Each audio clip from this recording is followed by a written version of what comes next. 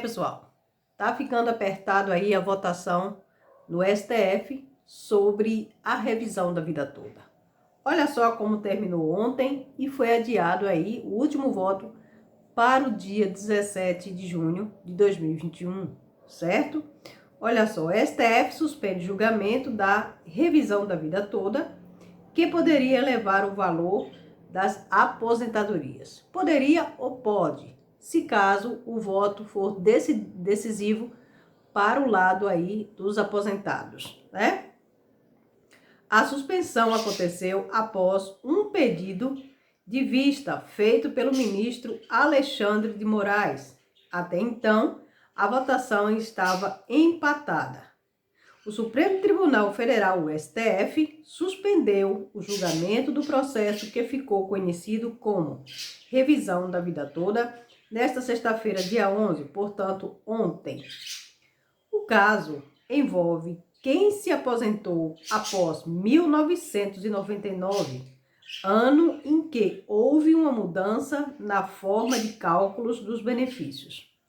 A demanda dos aposentados era poder solicitar uma revisão que incluísse na conta todas as contribuições e não apenas as realizadas após julho de 1994. Como preferiu a lei que alterou o cálculo, as mudanças têm o potencial de elevar a aposentadoria de parte dos segurados do INSS. A suspensão aconteceu após um pedido de vista pelo ministro Alexandre de Moraes. Até então, a votação estava empatada.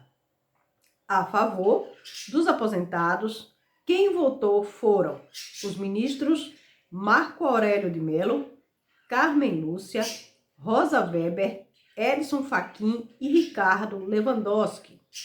Quem votou contra? Os ministros Cássio Nunes, José Dias Toffoli, Roberto Barroso, Gilmar Mendes e Luiz Fux. Então, esses votaram contra. E aí estamos aguardando até o dia 17 a votação final do desempate de Alexandre de Moraes, né? Mas olha só, por que esse questionamento deles? Ou por que esses que estão alegando prejuízos para o governo, gastos extra para o governo, em torno de 46 bilhões de reais, ou mais do que isso, certo? Segundo eles, que tem duas opções dessas pessoas buscarem esses direitos à revisão, certo? E vocês vão entender aqui um pouco dessa briga de gigantes, certo? Olha só. No seu voto contrário, Nunes Marques argumentou que a receita, a tese da revisão da vida toda, implicaria na coexistência de dois cálculos para o mesmo público. No primeiro caso, quem já contribuía para o INSS antes de 1999.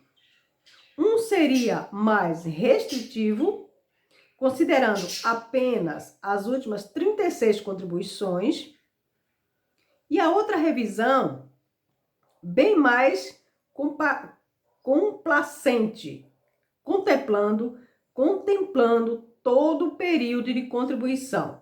Então, há a possibilidade de duas revisões. Uma com contagem de 36 contribuições, as últimas 36 contribuições, e outra contemplando todo o período de contribuição, né? A divergência deles são nesse ponto.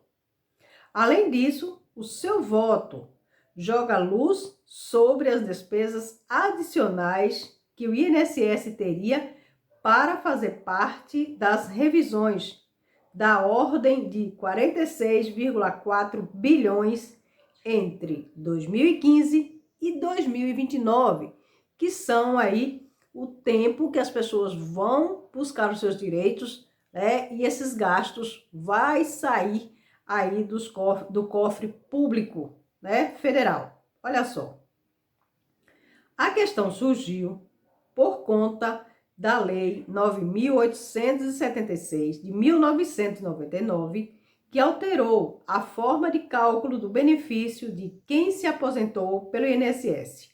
Até então, a conta considerava a média dos últimos 36 últimas contribuições feitas à Previdência oficial naquela época.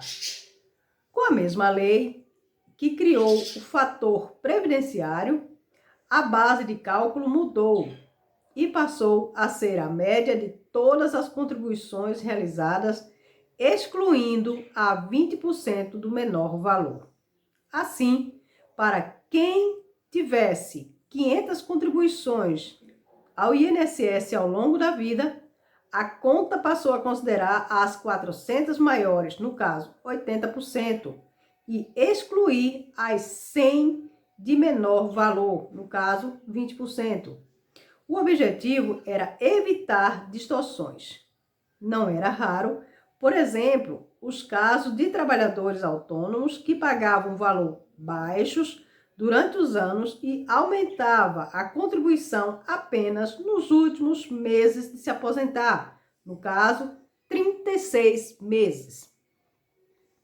Ocorre que um dos artigos da lei que previa que para quem já era contribuinte da Previdência antes de 1999, o cálculo consideraria apenas as contribuições feitas a partir de julho de 1994. Abro aspas. Era uma regra de transição com o objetivo de beneficiar a maior parte dos segurados, já que para a maioria deles usam a contribuição da vida toda para a contribuições da vida toda traz prejuízos, fecho aspas, explicou Diego Cheroli, vice-presidente do Instituto Brasileiro de Direitos Previdenciário, o IBDP.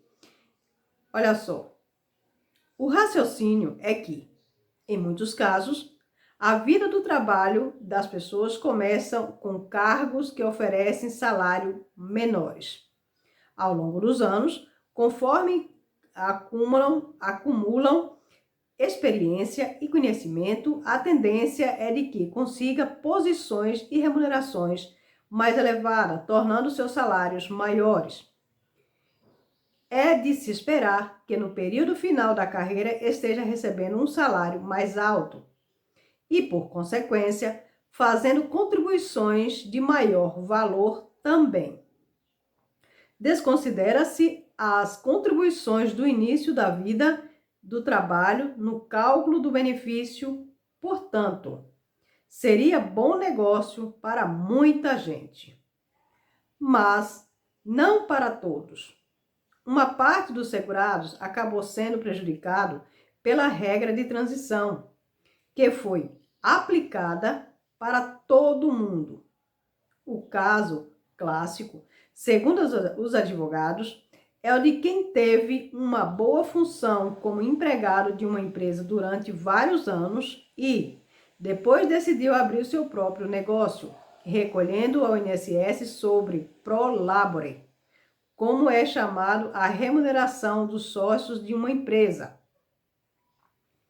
Para as pessoas em situações como essa, considera-se apenas as contribuições feitas a partir de 1964 e não as da vida toda.